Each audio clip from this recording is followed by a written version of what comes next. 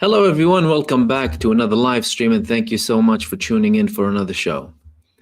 As the new year begins, Israel begins with new threats, this time not only against Iran, but also against Lebanon and Gaza. As a matter of fact, they're now talking about a deadline that they're going to give to the Palestinian resistance to completely disarm, because according to Israel, the International Stabilization Force is not willing to disarm the Palestinian resistance, but rather only conduct policing operations in Gaza and separate between the Palestinian side and the Israeli side. They're also talking about an operation in Lebanon, something that reportedly Benjamin Netanyahu has spoken to Donald Trump about in the recent visit.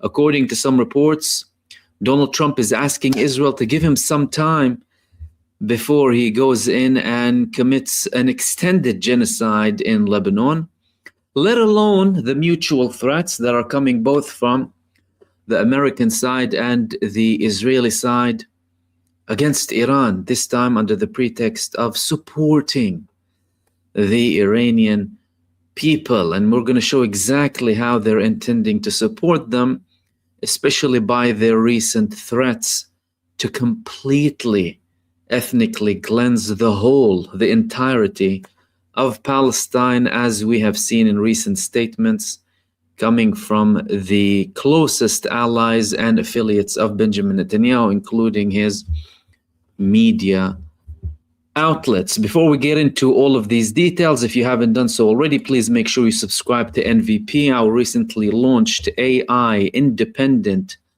powered platform that has news from all across the world in relation to Gaza, Ukraine, China, the United States, everything that you can think about, completely verified, cutting you a long story short with all of the verified information, all of the verified details.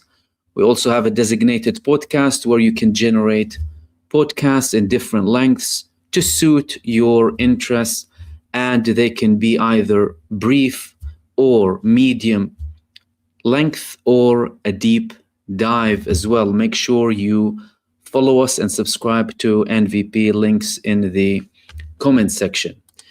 Now, let's begin with the threats, and then we're going to move on with the commentary that, proves Israel quite wrong. And this time we will begin with Lebanon. To eradicate the threat from Hezbollah, Israel is considering an operation in Lebanon. Why are they considering an operation in Lebanon? I mean, they have been conducting everything that they want in Lebanon since the so-called ceasefire for about a year, with thousands of breaches and hundreds of martyrs in Lebanon, including civilians and people from the Lebanese army, the side that they're supposedly talking with to disarm Lebanon. So what's the deal? Well, the deal is very simple. I mean, firstly, they failed in their operation in Lebanon, and Israel has 3 bases now inside of the Lebanese territory that are very close to the Israeli border. And they should have withdrawn from them, according to the agreement. But guess what?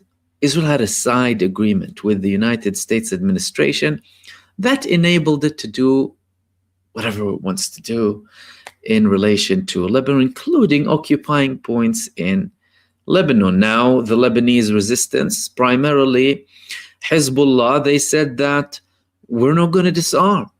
This is simply not going to happen. We're not treating it as serious talk anyway. There is no way that we are going to disarm. And according to Israeli reports, Hezbollah managed now to get all of their power back, and they reorganized. They even recruited more people, and they are still established, not only in the northern part of the Litani River, or to the north of the Litani River, which is an area that Israel considers to be the area that it wants to disarm Hezbollah until that stage, and then later move to the second phase. According to the agreement that Israel is talking about, they should have been beginning to disarm Lebanon in the northern side now in the beginning of 2026, but it is 2026 now. no disarmament from Lebanon. And what is Israel doing? Israel is saying that we want to have an operation in Lebanon because they did not disarm. What are they going to do exactly? Well, they have several options. And really and truly, they're not going to be very successful in any of these options. Number one, conduct more intense airstrikes in Lebanon and potentially have more of these operations, intelligence operations, to probably take down a couple of more leaders in the resistance in Lebanon. That proved to be ineffective during the peak when they targeted the senior figures in Hezbollah, including the Secretary General at the time, Nasrallah, when Hezbollah continued to attack Israel constantly. As a matter of fact, Hezbollah carried out the biggest strikes against Israel after these attacks of the first line command in Hezbollah, which indicates that that Hezbollah is organized in a way where they have multiple units that can run and operate simultaneously, independently, without central command.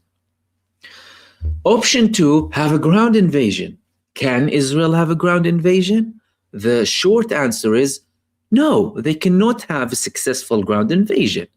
They can try and invade, but that's going to be a total failure. Why? Because, well, Israel had multiple divisions in Lebanon, including their most sophisticated and advanced divisions, 98 divisions that were created primarily to have combat in Lebanon, and they failed miserably. The same units, some of them the same divisions within the same brigades as well, they had operations in Gaza, and they also failed after all of this destruction to dismantle the Palestinian resistance and to disarm the Palestinian resistance. And the Palestinian resistance situation in Gaza is far more complicated, far more difficult, much more challenging for the people of Gaza themselves to continue to have a lifeline, continue to operate, yet they somehow managed to. Now, this leads us to, well, the same threat, which is going back to Gaza. What are they planning in Gaza now? Now they're saying that Israel is going to have a deadline for Hamas, disarm or we will act to do so. According to this report, Netanyahu discussed the ultimatum with Donald Trump in their meeting this week. Israeli sources say that other countries have not expressed their desire to disarm the organization, but only with policing work. That same argument applies on Gaza, because in Gaza there were multiple divisions at one point targeting one location in Gaza, as in one neighborhood, one town that has already been carpet bombed by the Israeli Terror Air Force, yet they failed.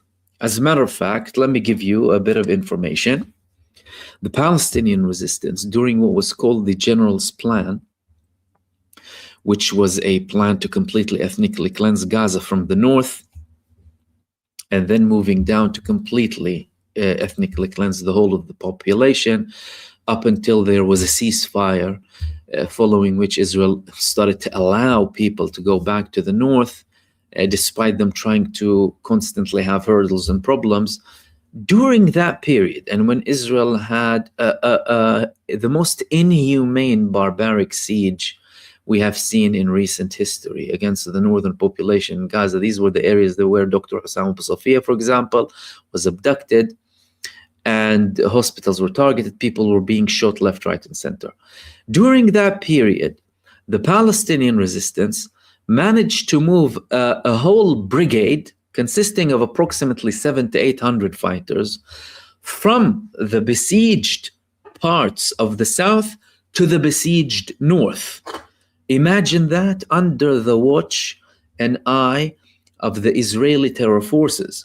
What does that mean? Well, that means that even in their peak effort to try and take down the Palestinian resistance was managing to invade the enemy line and conduct successful operations against them, in many cases in the most northern part in Gaza, which is the Beit Hanun area. And at the time, we shared some of the resistance operations in that area. So if we're saying that, and he's saying that I'm going to give them a deadline, and if not, I'm going to have an operation, well, what is he going to do? Chances are he's trying yet another tactic, and he is potentially planning to reignite another genocide where he would go on a campaign to get some of that lost credit back, primarily to serve himself. Israel knows very well that on the ground it is incapable of defeating both the Palestinian resistance and the Lebanese resistance. However, we are talking about a psychopathic country led by a psychopath, supported by psychopaths, and is being granted the full support by none other than the United States administration, led by President Donald Trump.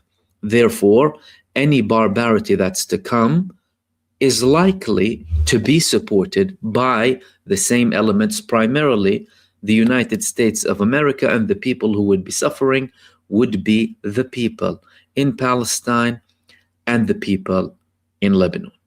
Now, moving on to the second part of this live stream, I have a very good friend of mine, Josie Ayub. Welcome back, my friend. How are you? I'm good, man. How you doing today? I'm very well. I'm very well. I brought you, Josie, to comment on several things. You know, we've been talking about Netanyahu and Israel and Christian Zionism for quite some time now, but they never get bored, do they? They never get bored. And Netanyahu visited the United States, and he was with Donald Trump, but he wasn't only with Donald Trump. He met with Christian Zionists. Now we're going to have a bit of commentary on his meeting with Christian Zionists in the United States, and also later reveal what they're actually doing on the ground. Let's have a listen to what Benjamin Netanyahu had to say. You are representatives of the Christian Zionists who made Jewish Zionism possible.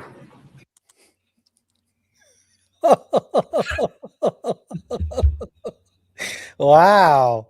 I mean, first of all, let's give it up for his ears. And wow, Jewish Zionism, Christian Zionism, like oxymoron, but okay, we know the deal.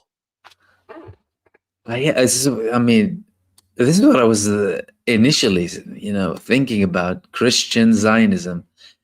Is that still even a term? I mean, technically, yeah, I know it began with this Christian Zionism movement in the beginning.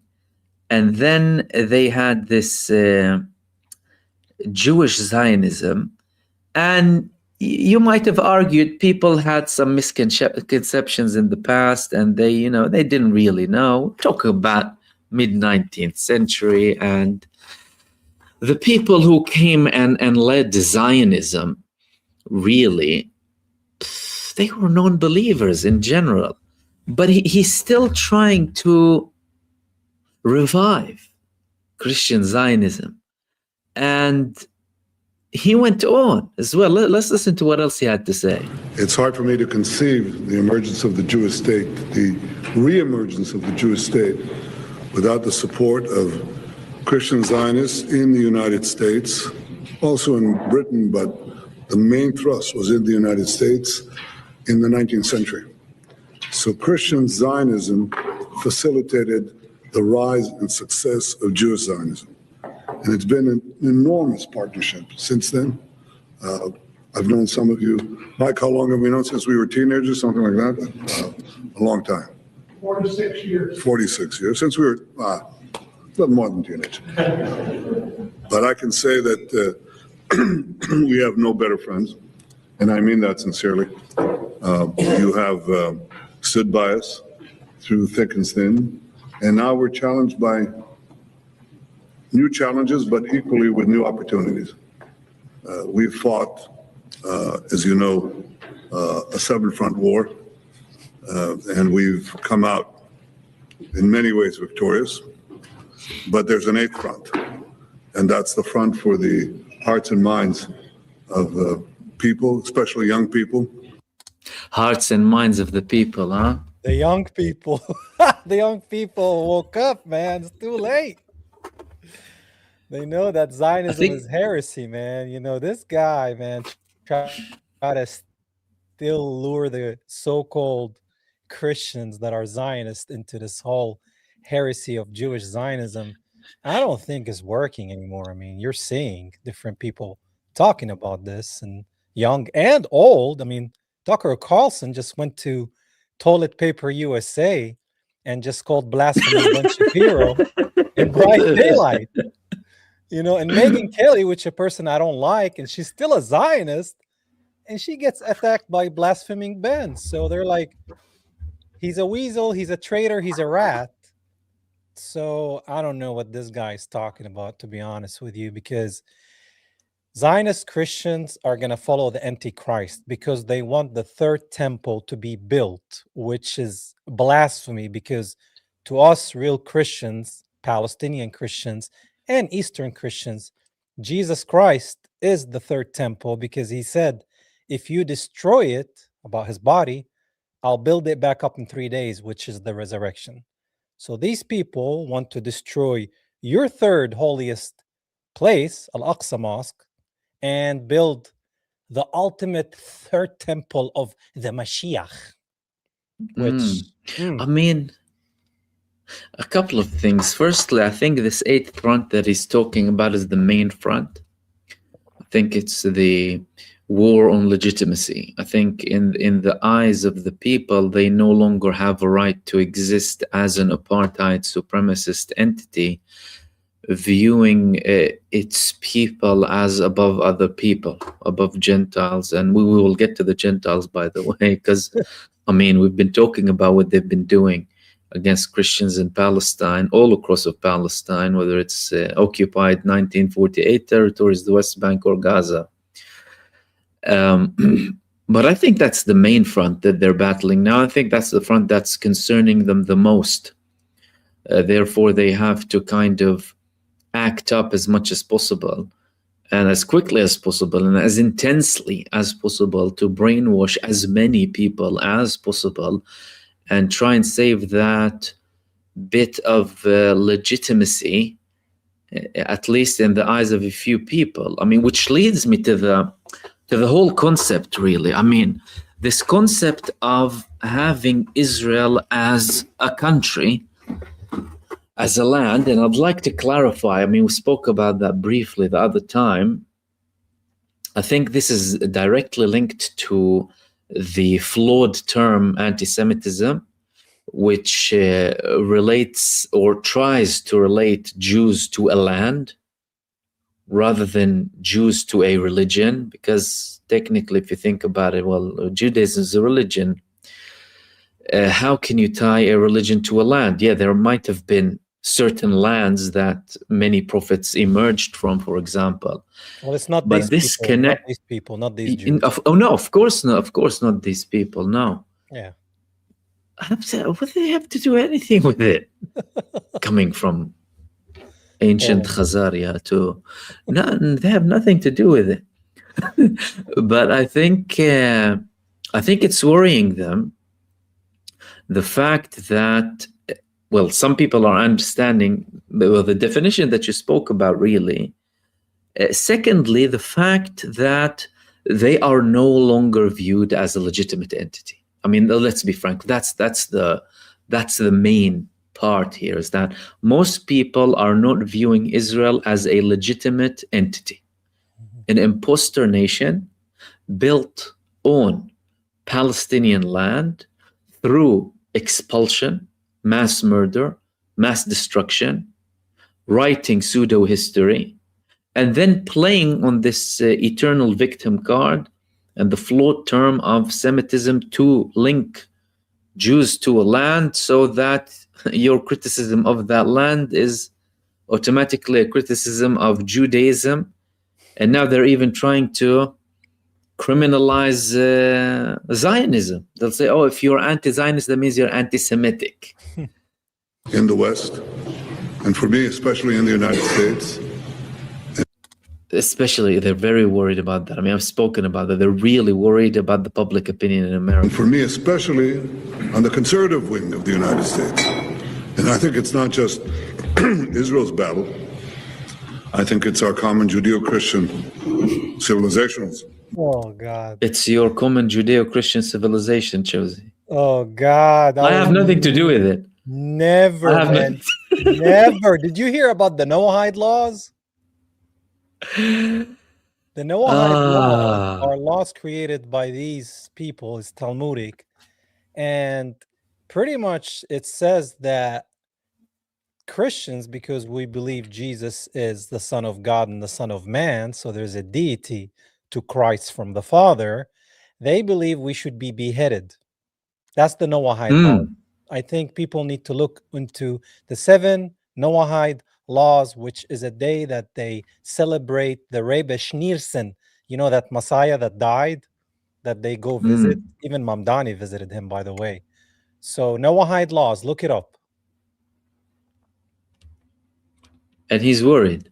He's worried. But, he's pooping his pants. Look at him. Look at his face. He's like, anti-Semitism, Hamas. He's been looking increasingly bad lately. I don't know what's wrong with him, right? Aging really quick right now. Yeah. But you know well. when he met with Schneerson long time ago, like decades ago, he talked to the rabbi, and the rabbi told him, do more so the Messiah can come quicker. He's like, do more destruction, kill more Palestinian infants, sacrifice. And he said, Ani Ose, I'm doing. It's like that. Oh yeah. I saw that video. Yeah. So they really want to usher in the Antichrist, and he's hitting the gas pedal, and his ears keep getting bigger. And I think we have to engage in that battle as forcefully, with as much resolution as we engage the other 7 fronts. I think it affects not only Israel, it affects America, it affects our alliance, it affects the future of Western civilization. And I don't think it affects the future of Western civilization. Western civilization. Israel is trying to compete in a lot of things in Europe, but then they say they're in the Middle East and the only democracy in the Middle East. So I'm very confused. What are they doing Western, there? You know? Are they West or East? Why isn't Lebanon and Syria in the Eurovision? I don't know. I mean, Lebanon is closer, ain't it? Yeah. And I mean, technically, Egypt is more West than them. Why doesn't Egypt go to the UEFA Cup? I have no idea what's going on. They're just everywhere and nowhere at the same time. No, but this threat against the Western civilization is really... What civilization is he talking about? That's the problem, because it's also based on racism, because they view them as white because they are white, these Ashkenazi Jews. So it's also like they can't relate to us Palestinians because we're brown. So to them, when they see the Israelis, they're like, oh, they're like us, modern, civilized, because if you're 2 shades darker, you're uncivilized, apparently. Although Palestinians have the highest literacy rate around the world, very educated, even in Gaza. That's why they destroyed all the universities. Even during a genocide, did you see how many people graduated in medicine? Some of them were accepted even to international universities. I actually found it hard to believe.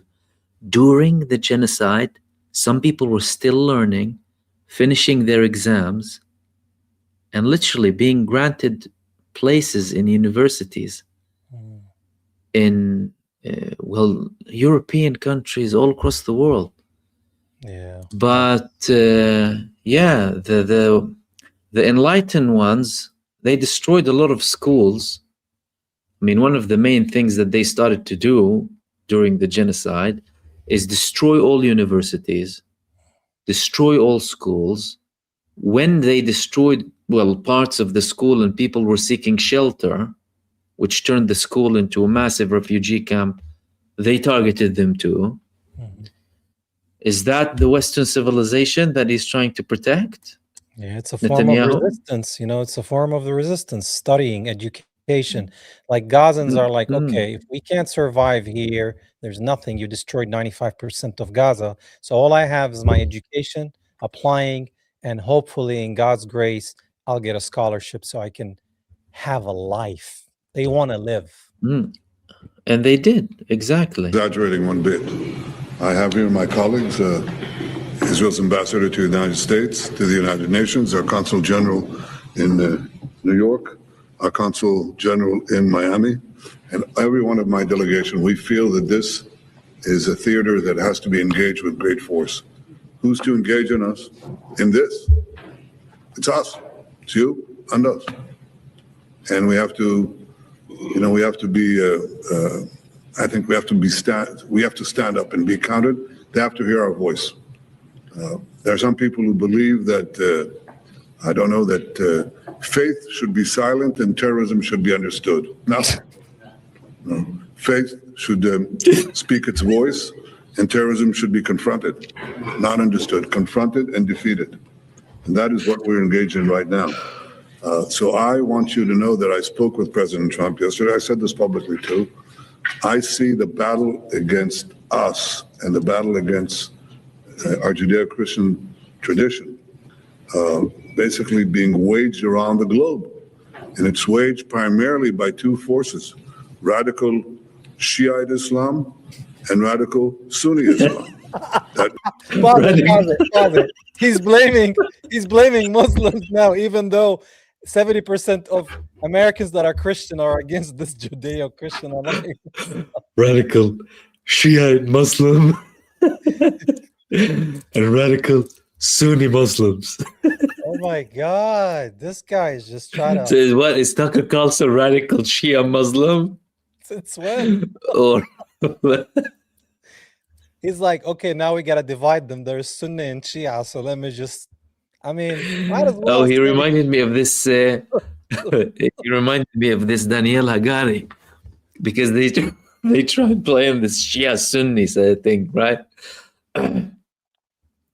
Daniel Hagari, do you remember the previous spokesperson who said of the Israeli terror forces, who recently said in an event in the United States that they're losing the battle on social media?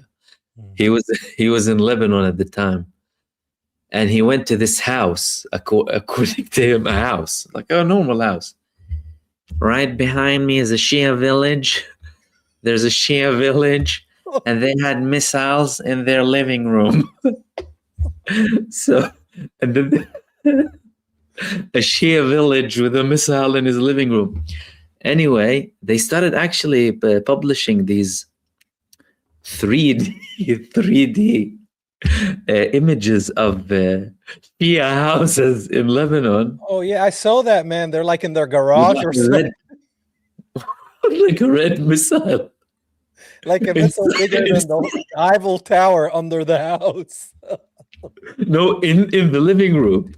And then I was like, dude, a Lebanese man, go convince your wife to move a sofa, let alone Bring a rocket in the 20 feet missile in a Shia village. They have a crazy imagination, huh? Oh my God, in a Shia village house. Means the axis that is led by Iran, much battered, admittedly. Oh. Man, they destroyed Iran in 10 days, man. They destroyed Tel Aviv. 12, like yeah. But still there. And the axis, the Sunni axis, led by the Muslim Brotherhood, which permeates everything. They go to Europe, they go to the United States, they go to Africa, for a second. Nigeria. Muslim Brotherhood, guys, is in Egypt. It's not getting and they no longer function even in Egypt. Like it was in Egypt and is I don't even know if there's something like that. They've been imprisoned in Egypt, and the president was imprisoned, and he was killed, and they have no functioning body. Even the people, like the organizations that, if you want to call it like ideologically influenced by them, they're not part of the group and organization.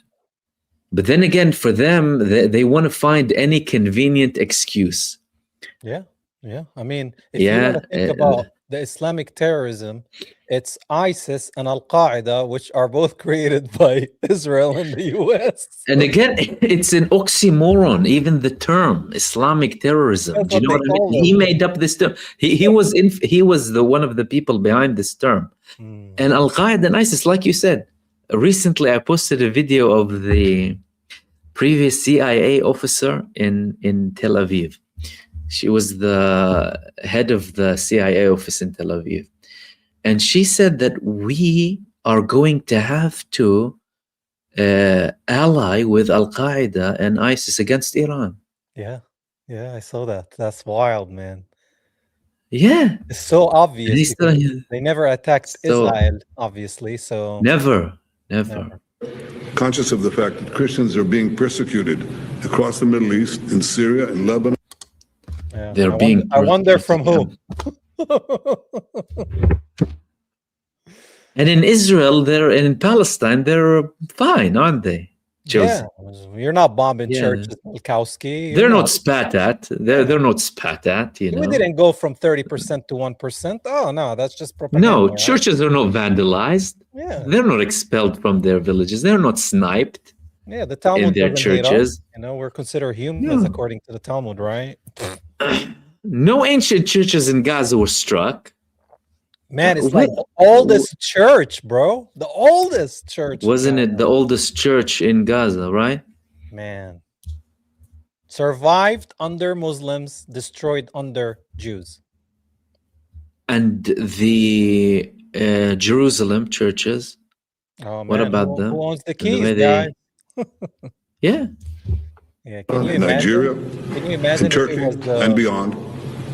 And we're also aware of the fact, as you are, that one country protects the Christian community, enables it to grow, defends it, and makes sure that it thrives. And that country is Israel. There is no other. None. We are... No other. Josie, what are you talking about? Man, there is no other country that protects Christians like them. What do you have to say about that?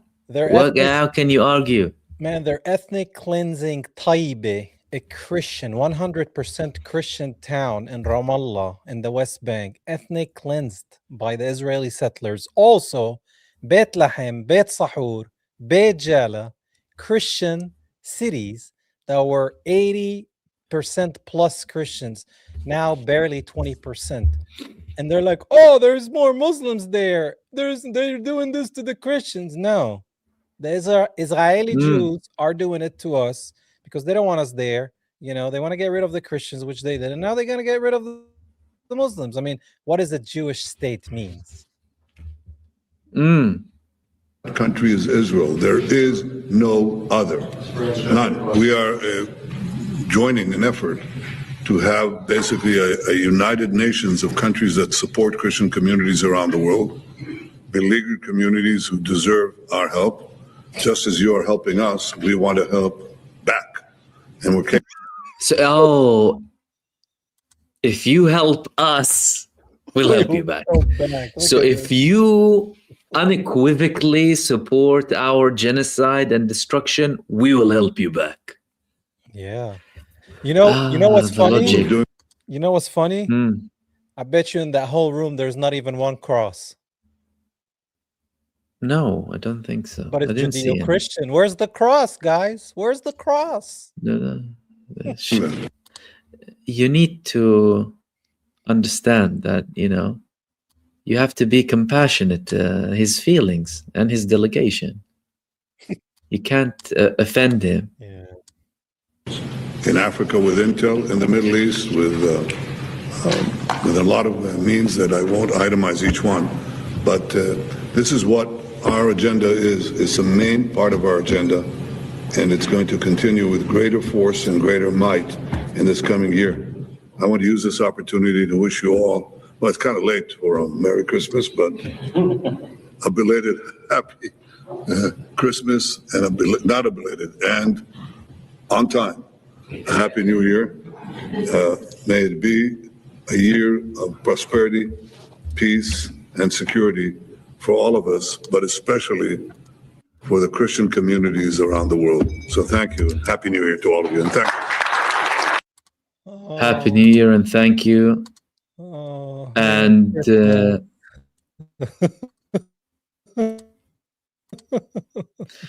Happy New Year and thank you. And he's going to help the Christians all across the world. I heard that they're actually going to have another front now, according to some reports, to protect Christians. That's going to be a new front for Israel, to protect Christians all across the world. Except for and Palestine. I mean, except for Palestine. I mean, Christmas was just around the corner, wasn't it? I'm not sure if people saw this video over here. This was in Haifa. People dressing up, celebrating Christmas, and being beaten, reportedly because they were too loud. The celebrations were too loud, and they did not like the sound so much, and therefore you go and, you know, stop beating people up, start arresting people. But the interesting part, there's something more interesting. Benjamin Netanyahu actually has his favorite channel, his mouthpiece in Israel, which is Channel 14. He has been trying to control the Israeli media for a while, and as a matter of fact, some of his corruption charges inside of Israel relate to him trying to take control over certain media outlets in Israel. Let's listen to what one of the guests on this channel had to say a couple of days ago. שכל מה שיש כאן זה מתוך התורה הקדושה. וכל המהפכה שקורית פה, בכל יהודה ושומרון, זה מתוך חומש, מתוך הבית מדרש הזה, שחרט על דגלו שהוא לא ישקוט ולא ינוח, עד שעם ישראל לא ישוב לכל ארץ ישראל השלמה. אבל התיקון לא יהיה בחזרה של חומש סנוגנים וקדים, כמו שמנורה אמרה, התיקון יהיה שבכל השטח פה אנחנו נוריש ונגרש, כמו שהתורה אומרת, כי אין אפשרות לשבת פה בארץ ישראל אם לא נגרש אותה מפה. זה צריך...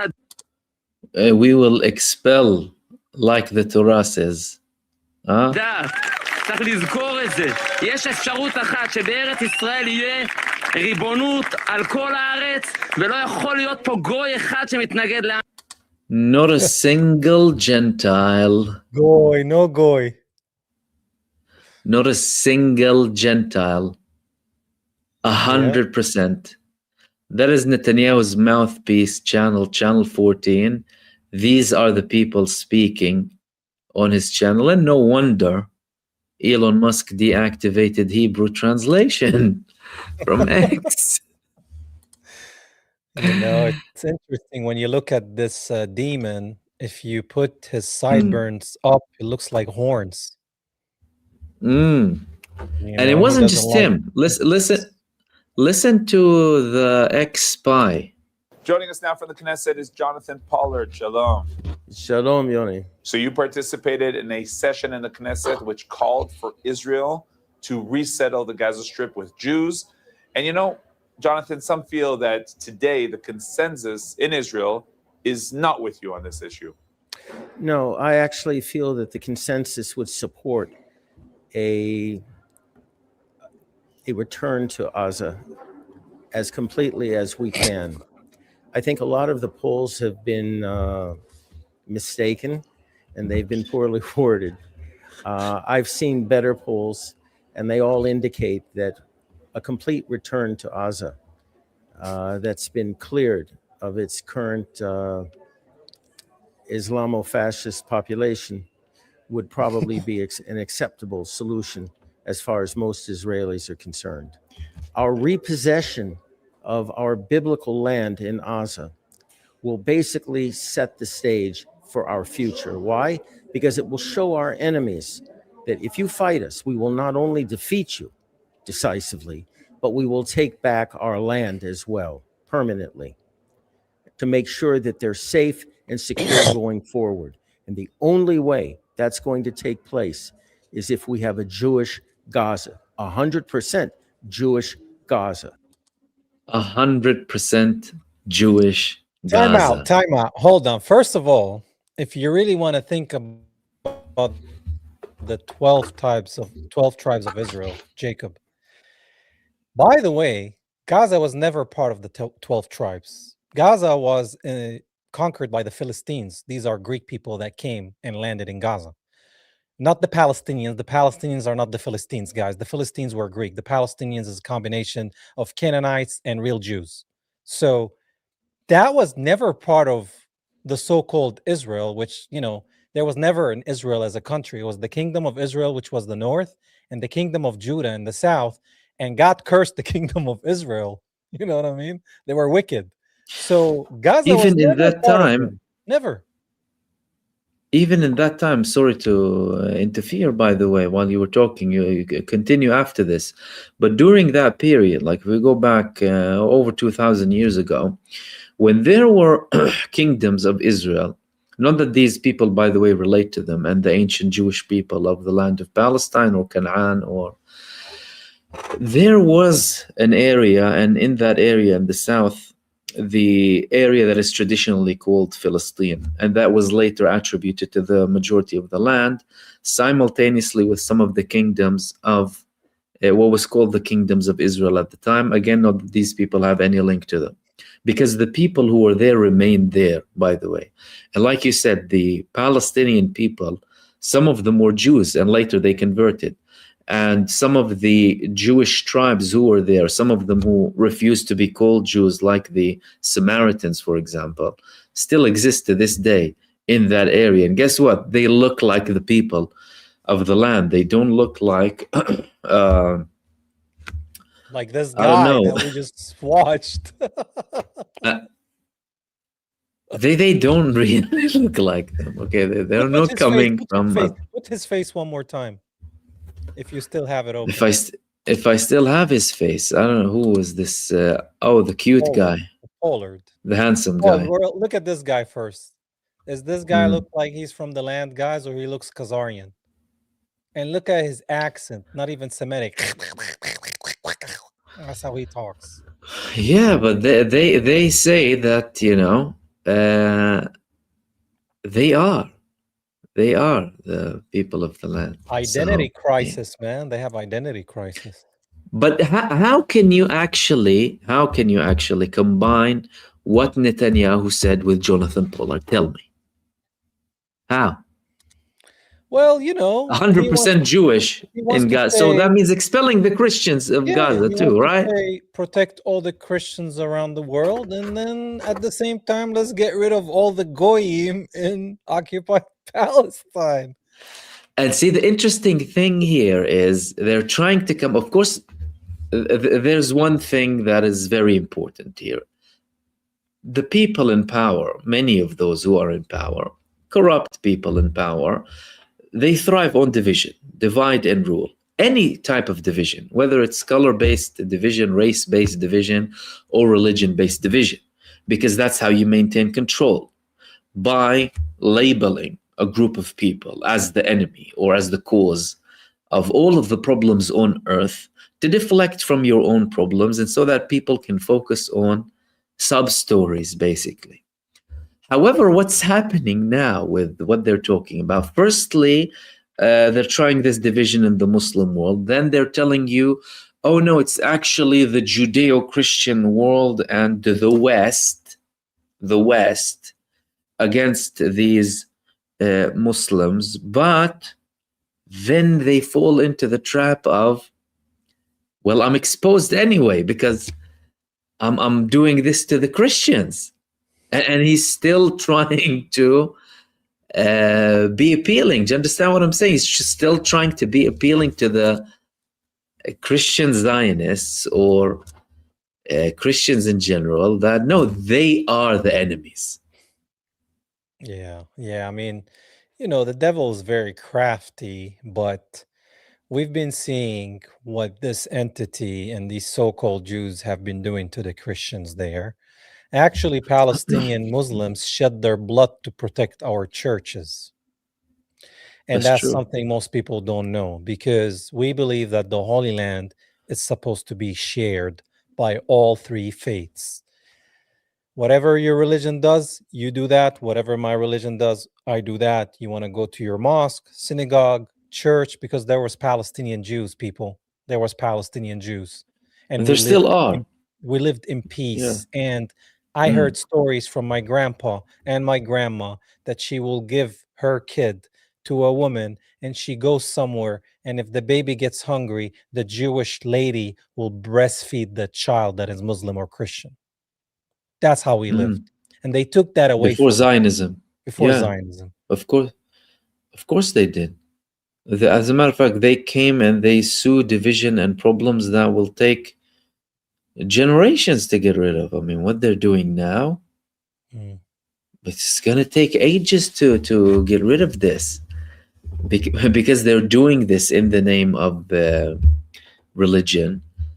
But they're desperately trying to revive the hate rhetoric, the xenophobia, the racism, the division, so that they can show that no, it's this problem over here, and we're combined together. And I find it quite symbolic that Netanyahu, during that speech of his in the United States, started to talk about Christian Zionists more than Christians in general, because it appears to be that they're losing hope in Christians as a whole because of how much the narrative is shifting against them. And the final thing would be that they're going to be talking in closed doors between themselves. And then saying that the world hates us, and why does the world hate us? Yeah, I mean, if you're a Christian and you still support that Zionist state, you lost Jesus Christ. You are not following Christ. You are following something else that is not Jesus Christ. And how can you call anything divine? Yeah, true Christians, when they saw the genocide in Gaza, they immediately felt that this is wrong. Immediately. You don't even have to be Muslim, Christian, Jewish, Buddhist, but let's just say any person, if you're a Christian and you saw the genocide of mostly Muslims and you didn't feel anything, you lost Christ. You lost him if you didn't feel anything. I agree. Let's open the space up for some community participation, guys. Thank you so much for tuning in for another live stream with me and Josie here. And thank you for all of the people participating in the comment section. If anyone has any questions, we'll open the space up for a bit of time. If anyone has any questions to cover, we spoke about the threats that came from Israel against, now Gaza and Lebanon again, alongside the recent threats that they're having against Iran. And now Donald Trump is saying that he wants to protect the people of Iran. He's then he's very concerned. Don't forget Somaliland. Somaliland. No, that now people in Somaliland are protesting against the move of Somaliland. Yeah. Did you hear that? Yeah, I heard that there are more protests from the people in Somaliland, like raising Palestinian flags. Yeah. And going against the position that their government is taking, which is first and foremost a separatist move. Lovatar, thank you so much for that. And also the recognition of the state, the pseudo-state, that is committing a genocide against the Palestinian people. And now Donald Trump is saying that, oh, yeah, we want to protect the people of Iran. Yeah. And America too said that. Trump said that. We want to protect the people of Iran. If the government of Iran attacks the protesters that we are funding, pretty much, oh, we're gonna have to react. And I'm like, why don't you worry about America? You cannot even handle one state in your nation. How are you worried about another country? Like, I don't understand. Do you know how it started, by the way? The British controlled the oil in Iran. Mhm. And after there was a democratically elected government by the then leader Mossadegh, who was, by the way, secular, but he had good relations with the religious establishment. They started to have operations against him in coup attempts. One of them failed. Then Operation Ajax came. They toppled him down. They brought the Shah. Then they had this agreement with him because the American and British imperial interests were intertwined. They combined together to control the oil. Then there was the revolution that toppled the Shah down and brought... And by the way, later, at later stages, they even started to have problems with the Shah because of things to do with the oil. But now they're, of course, friends with his Zionist son, trying to bring him back. So they were against democracy everywhere. Like, I had a video the other day about American interventionism, because he's speaking about Venezuela now because of the drug cartel or what have you. Dude, you have participated in every single possible war to bring drug cartels to power. What are you talking about? Fight back. We have a question about Hadramaut in Yemen, UAE, and Saudi Arabia fighting each other. Yes, and I have spoken about this in the past couple of days.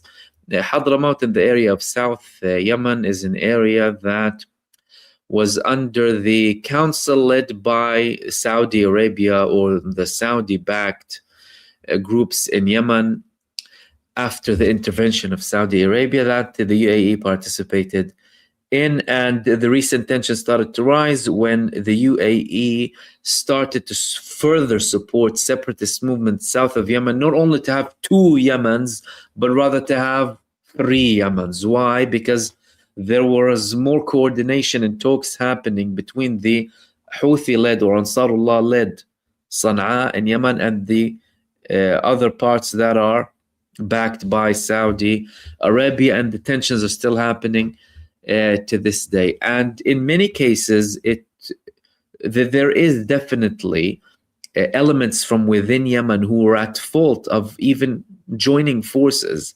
with these countries that were portraying themselves as saviors of Yemen. But after the people started to realize in the greater scope that it's not working and we do want a united Yemen more than ever, the UAE started to take this role led by MBZ in that area, like they are in Sudan and other parts too, and even Somaliland, joint with Israel. And now they're clashing. And as a matter of fact, they said that they removed their forces, but there are still some attacks, which indicates that the actions on the ground are different than what they're actually saying. So we have a situation there where there are reasons for further conflict, because we need to look at the Israeli interest. And again, that's something, if you want to hear more thoroughly about it, I spoke about it in 2 other videos. There's an Israeli interest to control both parts of Bab el-Mandeb, that's straight over there, so that they can try and counter the attacks of Ansarullah or the Houthis against them, like they have blocked the entry of anything related to Israel. However, Houthis told them, we're going to destroy every base, so whether it's in Somaliland or if you try and establish in the south as well. I hope that answers also Bondui's question, because Saudi Arabia's actions relate to that too. Will they be supporting Palestine, or are they totally corrupt too? Listen, I mean, if you want to check who supported Palestine, calculate who supported and who didn't support for the past 2 years.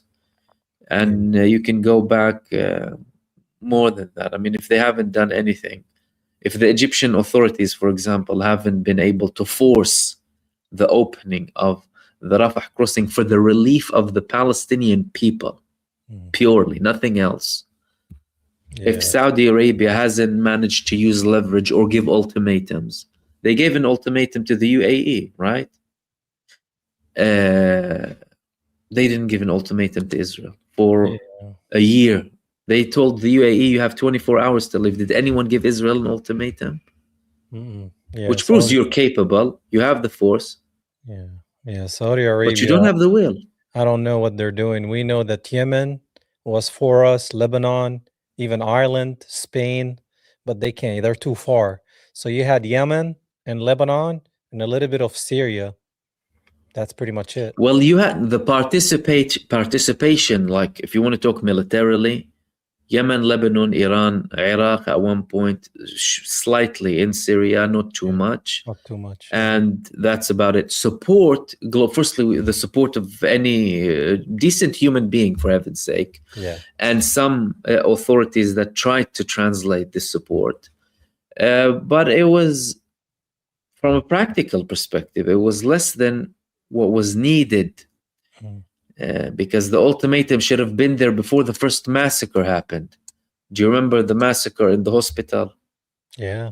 Al-Ma'madan, a Christian hospital. Yeah. Right? Yeah, man. I mean, and Egypt and Jordan hundreds of people watching us getting slaughtered. Mirsad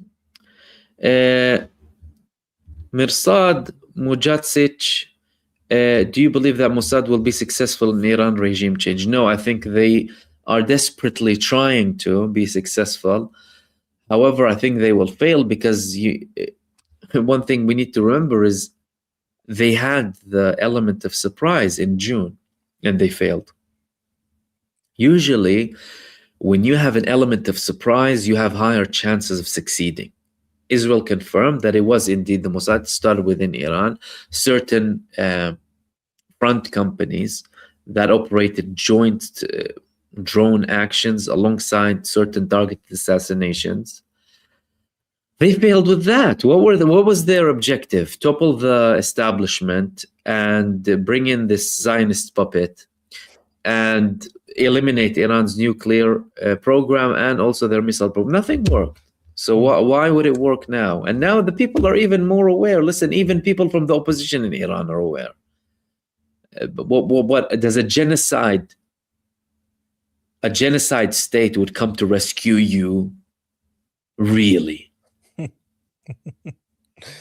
Yeah, I think the Mossad has no chance in Iran. Plus, they just busted some agents, and they're not going to release too much information. But we know they're going after them, so we'll see what's going to happen with Iran.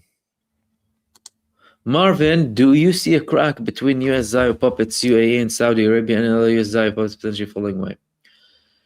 Well, clearly, the confrontation that's taking place in Yemen is showing a clear crack, whether they want to admit it or not, or whether they want to kind of,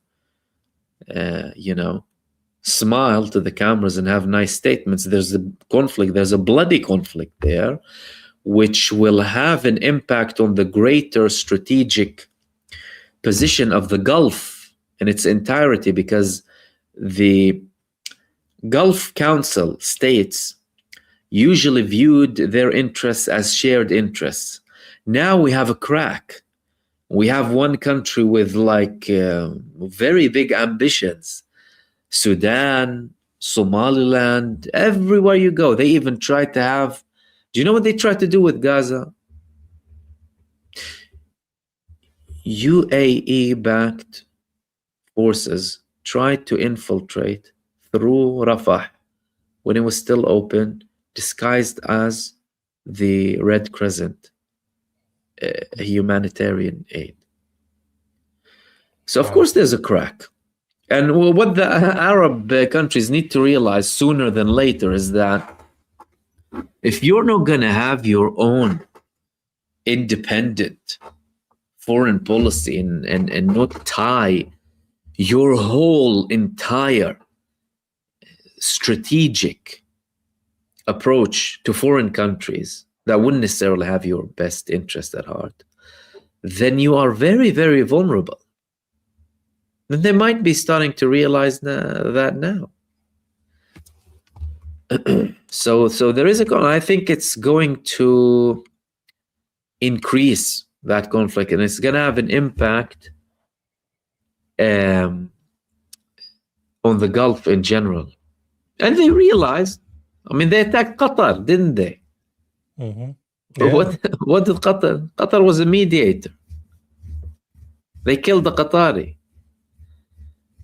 But the leaders of Hamas at the time, they had an advanced security team over there, managed to, well, pretend like they're in one building and then went to another. And they survived it, but it showed that no one is beyond Israel's attacks. And Israel is the United States arm in the region. Mm-hmm. Marvin, what happened to internet journalists getting into Gaza, West Bank? Well, in Gaza, they wouldn't want to allow any journalists because, well, they're killing the people, the journalists who are there. Over 300 they kill. Over 300. And anyone with a camera, they try and kill them. They're not going to allow, well, so long as it's still in this state, by the way, they're not going to allow anyone. And the excuse is, oh, we fear for your safety. Angelina Jolie just went to the Rafah crossing, I think. Yeah, that was the Egyptian side. She didn't go in Gaza. Yeah. We'll see what, because when they do go to Gaza in like as in a humanitarian aid or whatever, oh man, they kill them. They shoot them. Central kitchen stuff. How many did they kill? Oh man, more than 25. Yeah. Yeah, I think once journalists are able to really go to Gaza, like, and really document, they're gonna be shocked, and they're gonna like. Yeah. I heard some things that the Israeli government is actually trying to drag some bodies from 58% of Gaza that they're occupying. They're actually building military bases there, and they're trying to find the bodies and pull them out, so people don't know that there was bodies everywhere, because there's so many bodies everywhere, man. It's probably they killed 600,000 people. Well, there are at least 10,000 people missing. These people are most likely skeletons now under the rubble. And let me tell you something, they can try and prevent anyone from going in. The whole world saw a live stream genocide. Yeah. Corrupt mainstream media can try and hide it and not talk about it as much as they like. Anyone who wants to know will know. No one has an excuse nowadays, not with the level of exposure that there is, not with social media. Yeah, I don't believe that anyone has an excuse. What is the humanitarian situation like in Gaza? It's very bad. With the recent banning of humanitarian organizations, very bad. Israel banned approximately 30 humanitarian organizations under the excuse of what? They failed to register in Israel. They did not register. How can the people in the West best assist Palestinians in Gaza?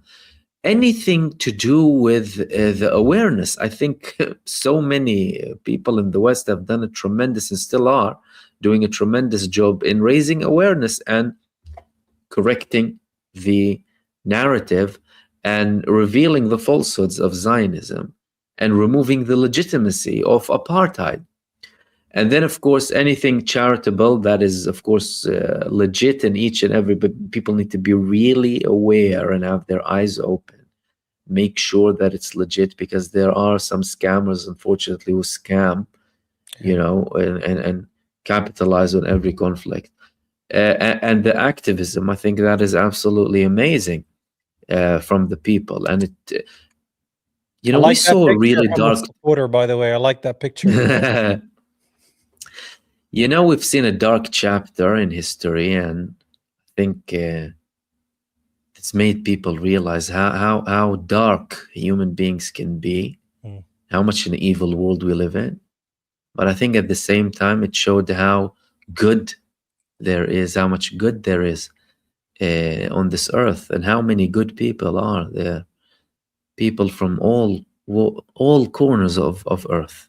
Yeah. Just, doing whatever they can. It exposed the good ones and the bad ones, and You know, there's something going on right now called the Walk for Peace. There's some Buddhists that are walking all the way from Texas to Washington, D.C., if you heard about them. And I usually haven't these actually. Buddhist monks, they never leave their monastery, their temple. Oh, So for them to leave the temple and walk barefoot from Texas to DC, that's thousands of miles. That's a warning for humanity that there's yeah. no peace. And I pray that this year doesn't get out of hand, but you know that the devil doesn't sleep. And Malkowski No. just wants war so he can stay in place and still be running Israel. Yeah. And that gives us, that puts more responsibility on all of us. Well, first and foremost, to actually reveal the truth. I mean, you'd think that 2 years on, it's going to be different. No, actually, the misinformation and propaganda, they try so many different ways, and they say it blatantly. I mean, thankfully, they reveal themselves. Netanyahu sits with people as if he's sitting with a class, influencers, and 7,000 a post and what have you. But that shows you that they're continuously trying to brainwash people. Why? Because any operation that they want to conduct, and that's for people who say, for example, I'm not interested in all of this, and it's, political stuff and what have you. It's a headache and everything is corrupt and they're all bad. Yeah, well, that's one way they can control you, by making you passive. Number two, they want to make you believe either that you are incapable of doing nothing, what you're doing is ineffective, and to silence you or to make you inactive. Why? Because they need that to conduct these operations. Any sort of war, any sort of genocide, they need to have a reason for it. Like even when they went on these wars, they based them on claims, baseless claims. Like Saddam had weapons of mass destruction, and there was a 9/11 that was conducted by people who came from caves in the middle of Afghanistan, somehow managed to fly 5 airplanes and infiltrate. And luckily we found a passport on the floor, and building number 7, don't even ask me how it collapsed. And the TNT in the Twin Towers, we don't know how things started to pop and everything melted and what have you. Yeah. Then the dancing Israelis. The dancing, Iowa, The dancing Israelis. The FBI arrested dozens of them, but then they were released. Mahib, thoughts on Iran's protests and the internal smuggling of weapons, destabilization attempts, etc. Listen, some people in Iran protest for reasons to do with living, to do with energy, water, whatever it is, conditions. Justified protests, and they are allowed to protest. It's very simple. Others are planted there to take advantage of certain things that the people have problems with, to call for a regime change in Iran for reasons that are not in favor of the Iranian people. Now, to a very large extent, many of the Iranians are aware of that. We saw that. I posted several videos of Iranian protesters finding infiltrators based on certain things they were chanting in the protests. Like, if you have a problem with water prices, with whatever it is, you say that. But if you start calling for certain things that Iran's worst enemies call for, then they start to look at you in a different way. And there are many people who are aware of that. From the general perspective, look at what the American president and the Israeli president were saying. Is anyone convinced that child murderers care about any human life? Is any Iranian convinced that Netanyahu wants the good of the Iranian people? Or Trump? Is any human being concerned that Donald Trump, who couldn't care less about the average American, cares about people protesting in anywhere in the world? Israel has networks. They do try and smuggle weapons, and they cause destabilization. And thankfully that has been thwarted. And thank you, Mahib, for your super as well. by the Iranian forces. So they're trying, and they're trying that. Why? Let's remember, because they failed in the Great Mission, and that Great Mission took effect in June. In June, Donald Trump was pretending before like he was talking and negotiation, and he even said before that even if Iran, we don't have an agreement with them, nuclear, I guess it's going to be fine. But he was the same man who actually withdrew from the nuclear agreement that he had with Iran after 2 years of negotiation with the Obama administration for Israel's sake. Trump was a Zionist asset from the beginning. Yep. From the beginning. And then he started to say, oh, surrender, after Netanyahu attacked, and he saved his face with the B-2 Spirit bombers striking multiple targets in Iran that were followed by Iranian retaliation. Well, he's funded. He's funded by the Adelson family from Israel, so it tells you his masters. Absolutely, it tells you who they are, 100%.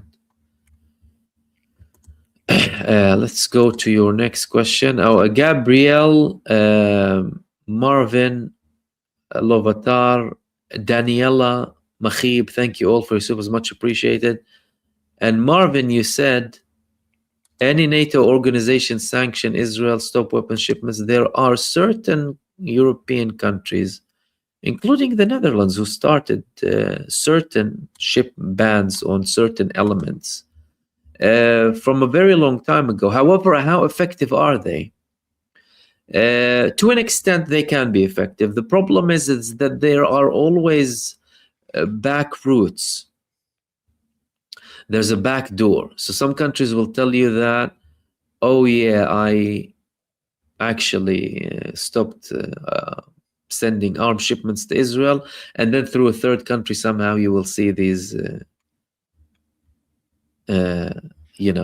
weapons reaching Israel.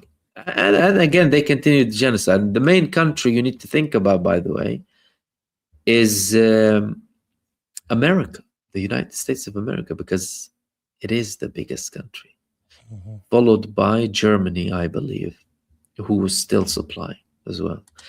Gali Mahmoud, do you think Saudi Arabia and UAE will start to attack each other's countries? I think the UAE knows its capabilities, limitations, to be honest with you. The other day I saw a video, it was in Arabic, of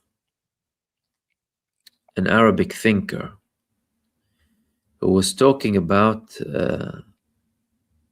a time where one of the leaders of the UAE was speaking about his forces. He said he was going back, and he said, I came back from a mission to check my forces in Afghanistan.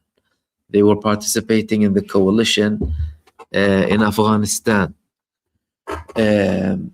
And then he said in Arabic, Kibrul Ayal, the children grew up. They started going, checking on their forces in Afghanistan. And then they asked him, why did you go to Afghanistan? Well, what are your forces doing in Afghanistan? And then he said, لنحارب الإرهاب, to fight terrorism. He said then, well, if your forces are going to Afghanistan to fight terrorism, then terrorism is in perfect condition. If you're going to fight terrorism, well, good luck to terrorism if you're going to fight terrorism in Afghanistan, he told him. But the reason I'm saying that is they don't have the same capabilities that Saudi Arabia has. Saudi Arabia, regardless of how dependent it is on American arms, it's still incomparable to the capabilities, both from a military perspective, from sheer size, to the UAE. However, that doesn't stop the UAE. Again, for some reason, this country is led by people who are, I don't know, have such level of, adversity to other people of the region, or it's inexplicable. Of course, when we talk about the UAE, but it's not all of the UAE, by the way. There are certain elements who are in powerful positions. Like if you go to different emirates, because the UAE is a combination of emirates, less influential Emirates might not necessarily have the same approach, by the way, of the central power figures. But they are clashing in Yemen, definitely. It's going to have to take a lot for both of them to start attacking each other. I don't think any of them are interested in that. They like to portray themselves as hubs for tourism, for investment, for money.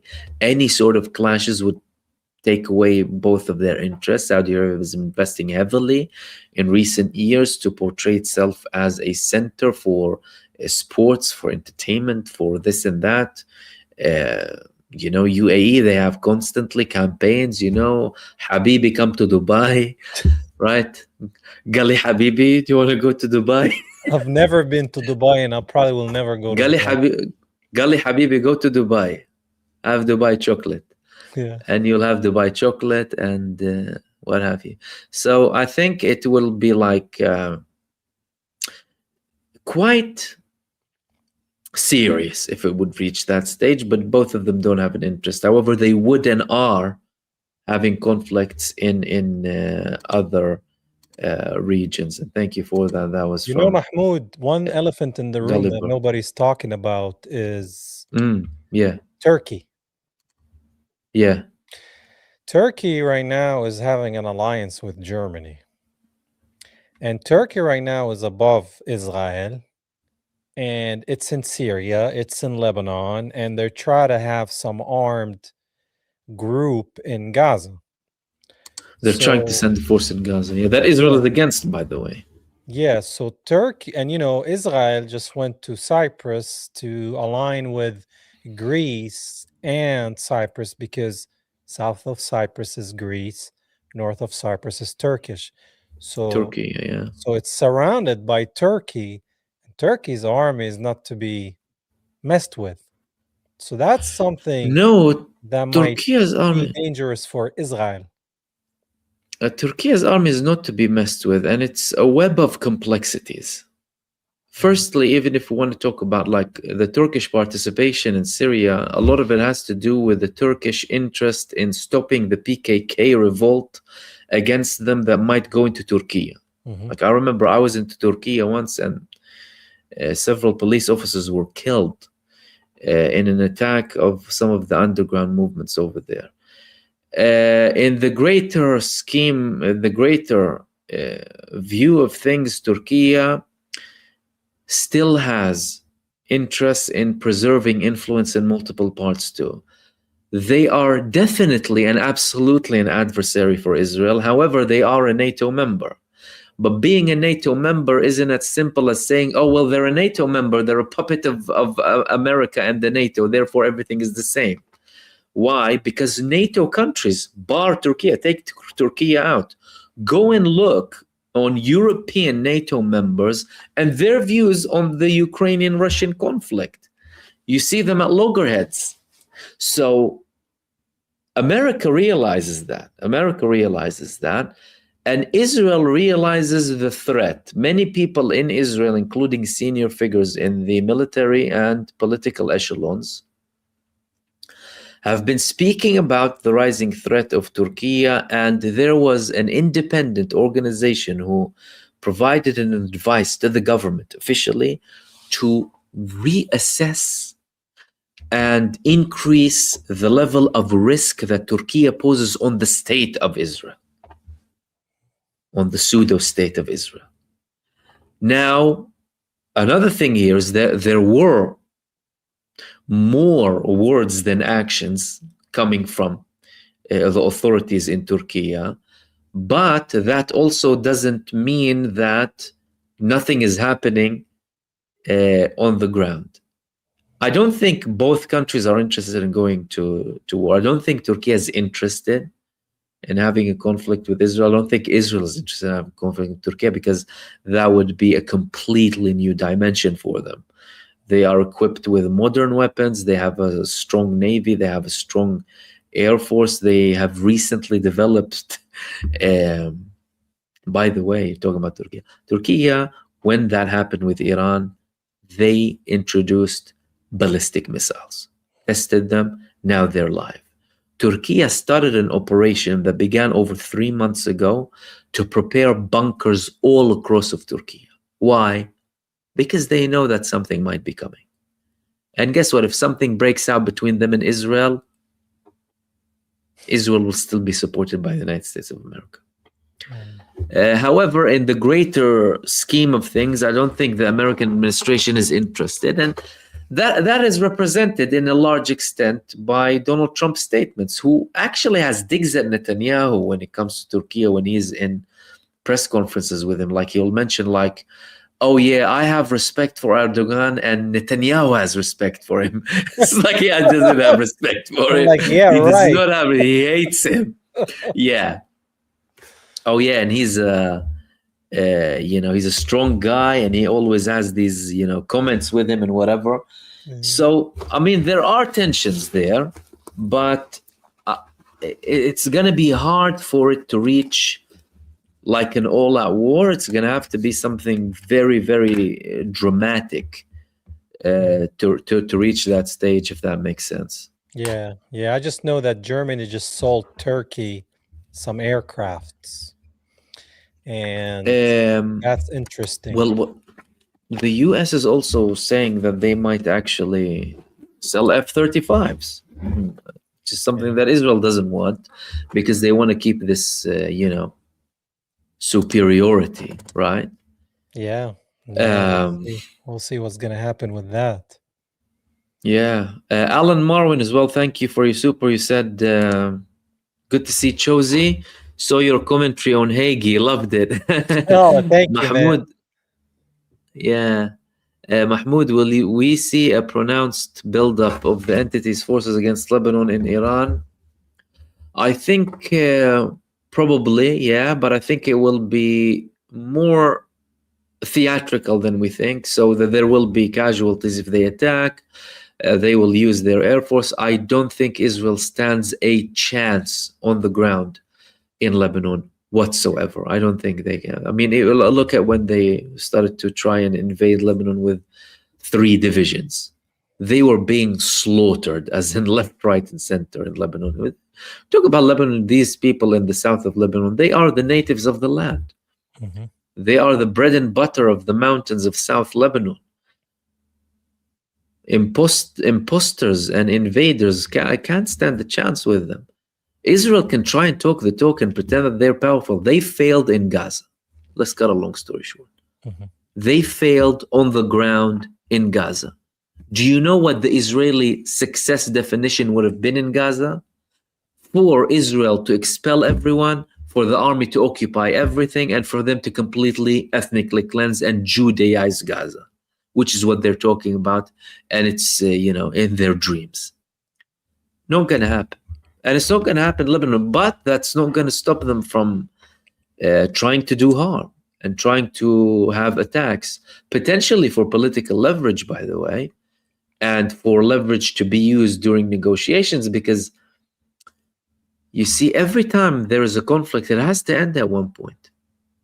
It's not like even the military-industrial complex needs pauses, let alone a country that was on the verge of collapse like Israel. That's why they had to stop after 12 days. Did they want to? No, they wanted to continue and attack Iran and destabilize and stop their military capabilities, right? Mm-hmm. But they stopped after they were getting attacked. And there is a likelihood that if they do start an attack against Lebanon, I heard that there was a report that Israel received a threat from a third party coming from Iran that if they wage an all-out war in Lebanon, they will be attacked by Iran directly. And that would have been devastating, by the way, and it could be devastating should they go ahead with this, and they are stupid. They have made strategically stupid decisions. The biggest stupidity that they have made in the past couple of years is stripping themselves of legitimacy completely, as in entirely. That's why Netanyahu is now begging the Christian Zionists, to keep their support and, trying to convince people to. Beggar. Yeah. Yeah, he just comes here, begs for money and weapons, and goes back. And yeah, man, this guy is just, I can't believe he's been in politics for like almost 45 years. Well, Netanyahu, let's give him credit where credit is due. Netanyahu is a massive manipulator, and he has skills. He can sell himself. He can convince other people, and he can manipulate people. Otherwise, he wouldn't have been in his position. Mhm. So he has these skills to convince people that he is their savior and that he is working. And Netanyahu has a talent in getting himself out of trouble, by the way. Netanyahu has a talent in keeping an appearance of a composed, well, to an extent, because sometimes he does lose it, individual in front of massive, huge failures and problems. Where you see his reality is where he was recorded in that video that was banned online. And my video online was, by the way, taken down when I showed snippets of it, because they like made an order for everyone to ban this video, the BB files. The BB file. You only need to buy it from the actual producer, nowhere else. Do you know why? Because he was losing it. He was investigated by the Israeli police, and he was shouting, and he was like paranoid and like in the actual psychopath he is. So for a few minutes, you saw what the real Netanyahu The looks real, like. yeah, the real Malkowski. Not the facade, you know, when the mask falls, how he actually looks like. So, and that's what they're trying to portray. You know, portray as if, you know, we're normal and we're here to stay and we're gonna occupy and expand. But again, the reality hits them really hard whenever they try to. We'll wrap it up here, guys. Thank you so much for everyone who participated in the chat. Thank you for everyone who sent supers. Alan, Glenn, Marvin, Gabrielle, Mahib, Lovatar, Daniela, much appreciated. Thank you for everyone who participated in the chat as well. Apologies if I didn't reach all of your comments. In the meantime, we'll hopefully have a couple of videos for you and more live streams in the coming days and weeks, and hopefully we'll be here with Chosi too. Chosi, thank you for joining me again, mate. Of course, man. Christ is king and always free Palestine. Bless you. Okay, guys, stay tuned for our next videos and live streams. In the meantime, stay blessed, take care, and we'll see you soon in the next video. Peace, everyone. Salam.